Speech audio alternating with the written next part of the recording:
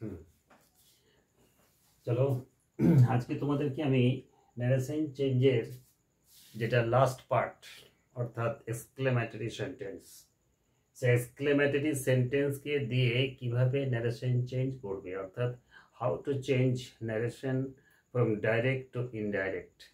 Those process will be discussed in this video to you, and it will be our last class of narration change. তাহলে এই last class narration চেঞ্জের last ক্লাসে তোমাদের সামনে দেখো কয়েকটা আমি সেন্টেন্স লিখে রেখেছি। সেন্টেন্স ঠিক না, এগুলোকে বলতে পারো প্রসেসের কিছু লক্ষণ। আমরা যখন ন্যারেশন চেঞ্জ করি সেই ন্যারেশন চেঞ্জের মধ্যে দেখবে প্রকাশ পাই, হয়তো দুঃখ প্রকাশ পেল, বা ঘৃণা প্রকাশ পেল, বা ক্রোধ প্রকাশ পেল, বা রাগ প্রকাশ পেল, বা আশ্চর্য হওয়ার কিছু সংকেত প্রকাশ পেল। তাহলে এই ধরনের সেন্টেন্সগুলোকে যখন ন্যারেশন চেঞ্জের মধ্য দিয়ে প্রকাশ করব আমরা, তখন সেগুলোকে কিভাবে প্রকাশ করা যেতে পারে তারই কিছু সেন্টেন্স বা প্রসেস আমি তোমাদেরকে দেখাবো। তো প্রথমেই আমাকে দেখে নিতে হবে যে যখন আমরা নর্মালি কোনো সেন্টেন্স বলি যে এটা আমার ভালো লাগে না, তাহলে এই সেন্টেন্সের মধ্য দিয়ে আমার এই যে ভালো না লাগার পিছনে আমার কি মানে দুঃখ প্রকাশ পাচ্ছে, না রাগ প্রকাশ পাচ্ছে, না করুণা প্রকাশ পাচ্ছে, না আমি আশ্চর্য হচ্ছি, না আনন্দিত হচ্ছি, বা ভয় পাচ্ছি, বা ঘৃণা করছি, প্রকাশ পেল না।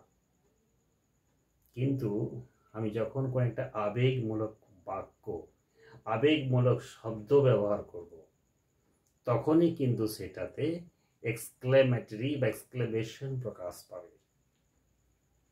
যেমন ধরে আমি উদাহরণ দিয়ে বলি, আহা কি মজা, কি মজা, ইন্ডিয়া জিতে গেছে। তাহলে ইন্ডিয়া জিতে গেছে শুধু যদি এইটুকু বলি, তাহলে আমি ইন্ডিয়া জিতে যাওয়াতে বেশি আনন্দিত হয়েছি, না দুঃখ পেয়েছি, না আশ্চর্য হয়েছি, সেটা প্রকাশ পেল না। তো সেটা প্রকাশ করার জন্যে হুররে হুররা, আরে বাপরে কি আনন্দ, কি মজা, বাহ বাহ বাহ বাহ, এই যে একটা আবেগ, এটা হচ্ছে এক্সক্লেমেটরি। কেউ আমাকে বলল যে লোকটা মারা গেছে, তো লোকটা মারা গেছে এই কথাটা শুনে আমি যে দুঃখ পেলাম সেটা প্রকাশ পেল না। তাহলে সেই দুঃখটাকে প্রকাশ করার জন্যে আমাকে আবেগমূলক একটা শব্দ ব্যবহার করতে হয়। সেটা কি? আহা লোকটা মারা গেছে, ও হো হো হো। তো এই আহা, ও হো হো, এই যে একটা আবেগমূলক শব্দ, তো এইগুলোকে আমরা তো বাংলাতে বা হিন্দিতে খুব সহজে বলে দিচ্ছি, কিন্তু যখন ইংলিশে সেগুলোকে প্রকাশ করব, কিভাবে প্রকাশ করতে হয়, বা কোন শব্দের জন্য বা কোন আবেগের জন্য, কোন এক্সক্লেমেশনের জন্য কি ধরনের ওয়ার্ড ইউজ করা যায়, তার কিছু স্যাম্পল আমি লিখে দেখিয়েছি। দেখো প্রথমেই উপরে লেখা আছে, ব্লু ইঙ্কে লেখা আছে, দুঃখ বা শোক প্রকাশ করতে গেলে আমরা লিখব কি? Exclaimed with sorrow. যখন दुख व शोक, दुख या शोक प्रकाश करने के लिए हम लोग क्या यूज करेंगे? एक्सक्लेम्ड विथ सरो। 2 नंबर देवा है खुशी व आनंद, हर्ष या माने आनंद। जब आनंद प्रकाश करना चाहेंगे तो हमको यूज करना पड़ेगा एक्सक्लेम विथ जॉय, अर्थात आनंद व खुशी প্রকাশ করার জন্য আমরা কি লিখব? ন্যারেশন চেঞ্জ যখন করব ডাইরেক্ট থেকে ইনডাইরেক্ট কোন সেন্টেন্সে? এক্সক্লেমেটরি সেন্টেন্সে, তখন ইউজ করব এক্সক্লেমড উইথ জয়। 3 নম্বর দেখো দেওয়া আছে আশ্চর্য।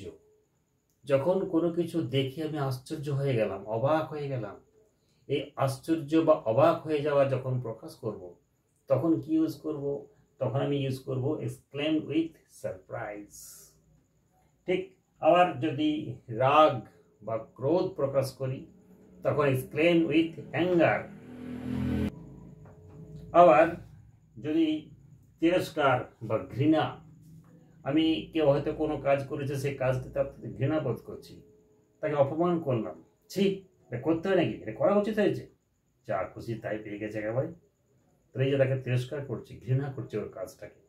এই ধরনের মানে যখন ঘৃণাকে প্রকাশ করব ইংলিশে ন্যারেশন চেঞ্জের মধ্য দিয়ে এক্সক্লেমেটরি সেন্টেন্সে, তখন আমরা ইউজ করব exclaim with contempt.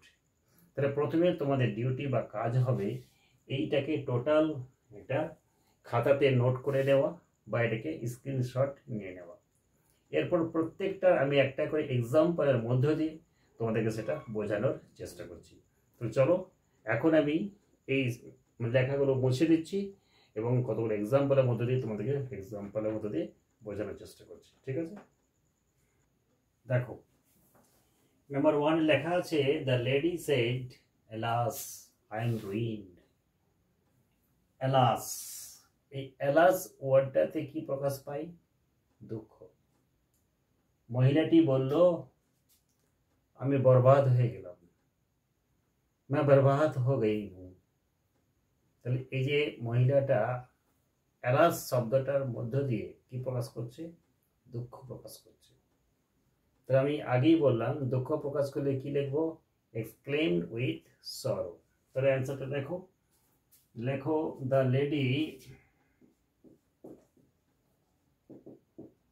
the L-A-D-Y, lady, exclaim, E-X-C-L-A-I-M-E-D, exclaimed with sorrow, S-O-R-R-O-W। তারপরে লিঙ্কার হিসেবে দ্যাট লাগাও। এই দেওয়া আছে আই এম রুইন্ড, এই আইটাকে লেডি, তার আই হয়ে যাবে সি, ঠিক আছে? তারপরে যেহেতু এম প্রেজেন্ট টেন্সে ছিল, আমাকে পাস্ট টেন্স করতে হবে, ওয়াজ, সি ওয়াজ। কেন পাস্ট টেন্স করলাম? এই যে সেড পাস্ট টেন্সে ছিল, রিপোর্টিং ভার্ব পাস্ট টেন্স থাকলে, রিপোর্টেড স্পিচের সিম্পল প্রেজেন্ট টেন্স থাকলেও সেটা পাস্ট টেন্স করতে হয়, সি ওয়াজ। আর রুইনটা রুইন্ডই হয়ে যাবে, R U I N E D, ruined. বোঝা গেছে? দেখো নাম্বার 2 এ আছে, the boy said, hurrah, India won the match.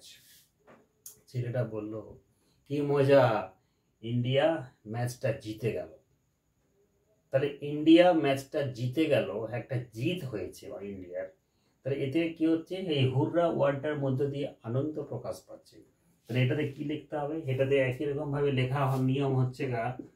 তাহলে প্রথমে লেখো the boy, B-O-Y, exclaimed, E-X-C-L-A-I-M-E-D, with, এটা কিন্তু সরো লিখবো না, কি লিখবো? জয় লিখবো, উইথ J-O-Y, জয় লিখতে পারো বা গ্ল্যাড করতে পারো, G-L-A-D। তারপরে দ্যাটটা লাগিয়ে দাও। এই যে ইন্ডিয়া অন দ্য ম্যাচ, এটা সিম্পল পাস্ট টেন্সে আছে, তাহলে পাস্ট পারফেক্ট হবে। তাহলে ইন্ডিয়াটা ইন্ডিয়াই হবে, INDIA। তারপরে হ্যাড লাগাতে হবে, উইন, উইন অন, অন, অনের থার্ড ফর্মটা অন ই হবে, WON। বাকি দ্য ম্যাচটা ম্যাচই থাকবে, MATCH। এরপর 3 নম্বরে চলে এসো, লেখা আছে the man said, what a full I am. লোকটা বলল, আমি কি বোকা। তাহলে আমি কি বোকা, এই বোকা শব্দটার মধ্য দিয়ে লোকটার একটা রিগ্রেট, অনুতাপ প্রকাশ পাচ্ছে। তাহলে অনুতাপ যদি প্রকাশ পাই, তাহলে সেটা কি লিখবো? এক্সক্লেম উইথ, রিগ্রেট করতে পারো, এক্সক্লেম উইথ সরো করতে পারো। তাহলে লেখো একই রকম ভাবে, দ্য ম্যান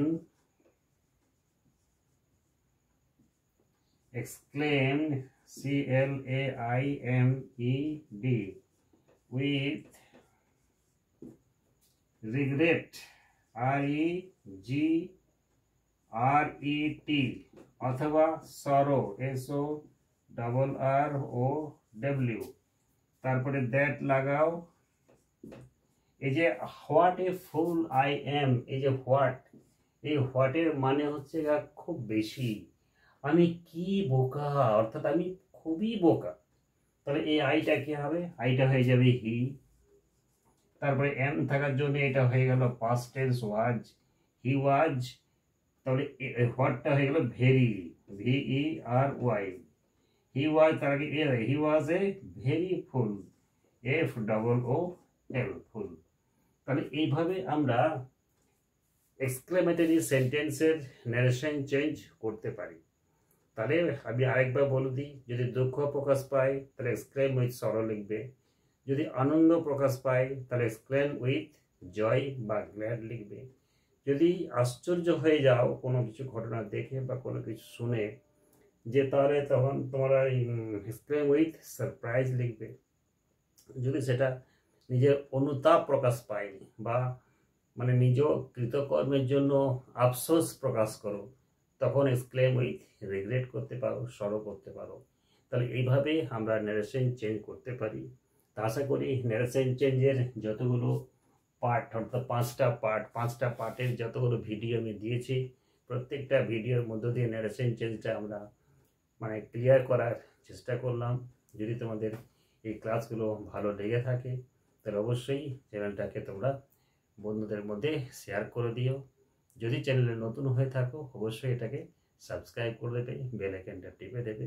আমি এরপর তোমাদের সামনে ধরো এই যে 11 পরীক্ষা হয়ে গেল, 12 পরীক্ষা হয়ে গেল, আবার নতুন করে ক্লাস শুরু হবে।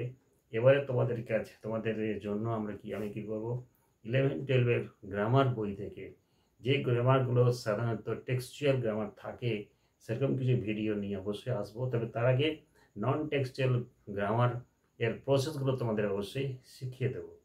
আমি ন্যারেশন চেঞ্জ শেখালাম, ভয়েস চেঞ্জের ভিডিও দিয়েছি, ডিগ্রির ভিডিও দিয়েছি।